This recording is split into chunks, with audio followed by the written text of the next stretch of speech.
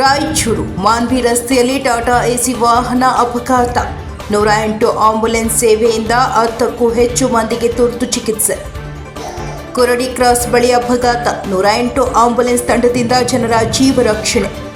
ಮಾನ್ವಿ ಕಡೆಗೆ ಸಾಗುತ್ತಿದ್ದ ಟಾಟಾ ಎಸಿ ವಾಹನವು ಸಾಯಂಕಾಲ 6 ಗಂಟೆಗೆ ಸುಮಾರು ಕುರಡಿ ಕ್ರಾಸ್ ಹತ್ತಿರ ಟೈರ್ ಬ್ಲಾಸ್ಟ್ ಆಗಿ ಅಪಘಾತಕ್ಕೊಳಗಾಯಿತು.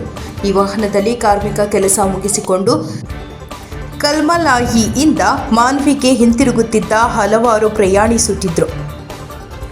ಘಟನೆ ಸಂಬಂಧಿತ ಮಾಹಿತಿಯು 108 ಆಂಬ್ಯುಲೆನ್ಸ್ ತಂಡಕ್ಕೆ ಲಭಿಸಿದ ತಕ್ಷಣ ಸ್ಥಳಕ್ಕೆ ಧಾವಿಸಿ ತಕ್ಷಣ ಪ್ರಥಮ ಚಿಕಿತ್ಸೆ ನೀಡಲು ಮುಂದಾದರು. ಗಾಯಗೊಂಡ 10ಕ್ಕೂ ಹೆಚ್ಚು ಮಂದಿ ಮೊದಲು ಕಲ್ಲೂರು ಪ್ರಾಥಮಿಕ ಆರೋಗ್ಯ ಕೇಂದ್ರಕ್ಕೆ ಕರೆದೊಯ್ಯಲಾಯಿತು. ನಂತರ ಹೆಚ್ಚಿನ ಚಿಕಿತ್ಸೆಗೆ ರಾಯಚೂರಿನ RIMS ಆಸ್ಪತ್ರೆಗೆ ಸ್ಥಳಾಂತರಿಸಲಾಯಿತು.